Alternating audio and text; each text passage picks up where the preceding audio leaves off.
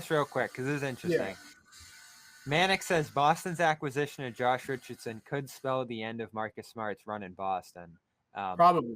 Which is what I said, you can't play those guys together. So Smart has become a fan favorite over the years in Boston, but Brad Stevens has been frustrated by Smart's unpredictable play in recent years. Smart, one of the better NBA perimeter defenders, is entering the final year of his contract.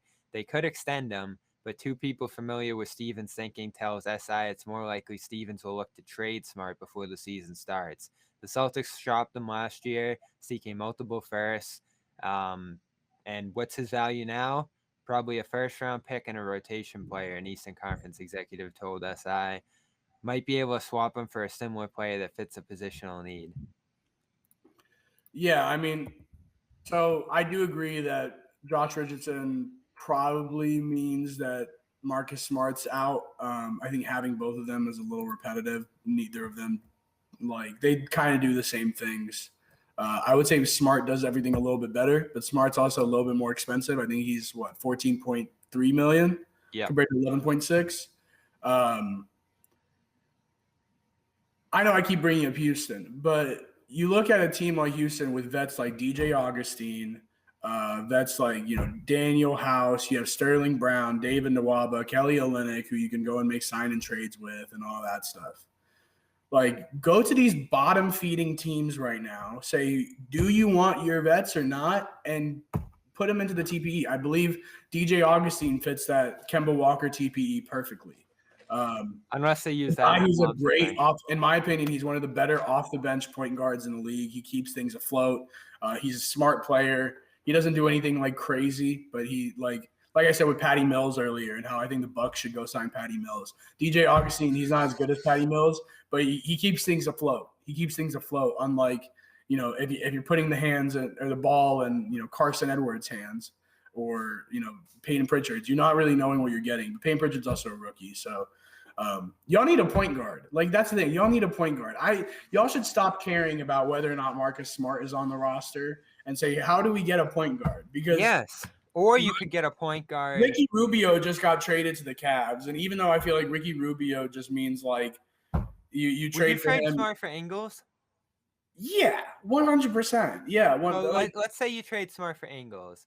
You have a secondary ball handler in Ingles. He's not necessarily a point guard, but you could sign Patty Mills. And all of a sudden you have ball handlers everywhere. Maybe you don't have an absolute 4 general. You could do McConnell too. That works. TJ McConnell just got brought up too. TJ McConnell's a good name as well. Yeah. I do think the Pacers just got rid of Aaron Holiday. Yep. They're trying to keep McConnell. So they're probably trying to keep McConnell.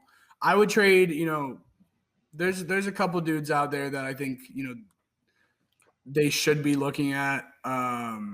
Ricky Rubio, definitely one of them, although Rubio just finds himself on bad teams year in and year out. Rubio's a little too expensive. Yeah, and he might be a little bit too expensive. Yeah, Terry Rozier coming back. I mean, they got a lot of point guards. They missed that one. Devontae Graham, who is a free agent. Lonzo Ball. I mean, he's all probably. Right, so here's the ball thing. Let's do the ball thing. Lonzo makes a lot of sense. People that don't want him, I don't know. I don't get it. I don't get why you don't want him. So you think Ball will be in Chicago? I think he'll be in Chicago, yeah. So here's the tricky thing about that for me. Who do the Bulls send back to the Pelicans? Because right now, if the Bulls renounce everything, they can only offer Ball $12 million. I don't know if the Pelicans want Markkanen, do they? You could do that, but I don't know if the Pelicans want Markkanen on a new contract. Obviously, the Pelicans are looking at Dinwiddie. They wanted Lowry. That stuff's probably not going to happen. So unless you get a third team in here, the Bulls are going to have a tough time bringing Ball in without sending back Satoransky or Young, who I was surprised they didn't cut because that could have opened up even more cap space. Young's there to stay for sure. Thad Young is the vet of that team. I think the non-guaranteed contract just is how things ended up being played out. Satoransky and Aminu for Lonzo Ball. Pelicans take that? Yeah, maybe. Yeah, I think Pelicans take that because well, here's the thing. He's restricted, right? So let's say Kyle Lowry goes to Miami.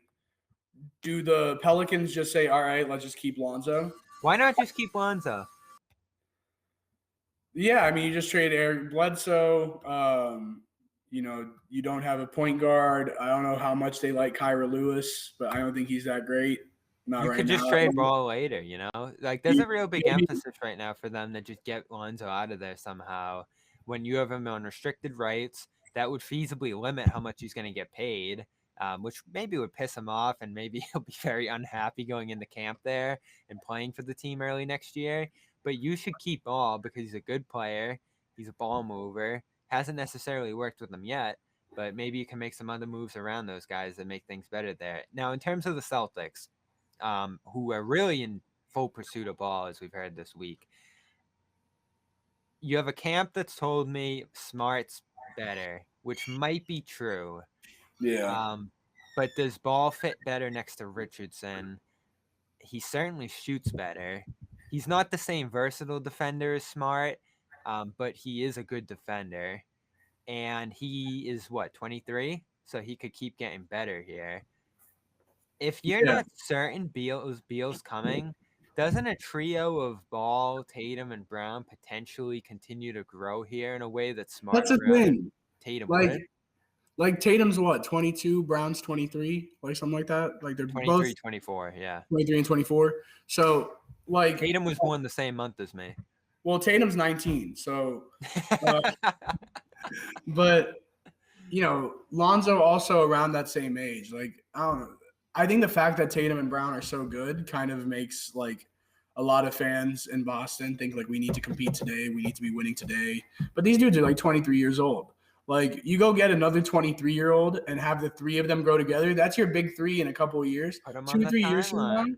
Two, And three again, years from now, when Brooklyn is done, when the Brooklyn project is over, when probably like Philly isn't Philly anymore. I mean, Embiid at like 30 is probably not going to be the same as Embiid now.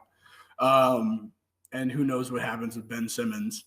But like 3 years from now, a big three of Lonzo Ball, Jaylen Brown, and Jason Tatum is arguably one of the best big threes in the league. Unless like things get crazy, that's probably one of the better big threes in the league. So I don't understand why you don't go get another really young guy. I see Wiseman being thrown around. I think the Warriors are way too high on Wiseman to make I any also trade. don't think the Celtics value bigs like that. I don't think they- don't. The way the Celtics play, I mean, I think the fact that they went and traded for Horford kind of shows you they don't care about getting a traditional big. They want to play a certain style of basketball. I love Horford being back. That by the works way. for Tatum. I love Horford as well. I think you do need to go get a like traditional big man, but I don't think you go and you make a trade for it. I think you just go sign like Nerlens Noel or something. So here's the thing when we talk about Ball Smart. I hear Celtics fans who are like, I love Ball, but I wouldn't trade Smart for him. And it's like, all right, first of all, it's not going to work without trading Smart.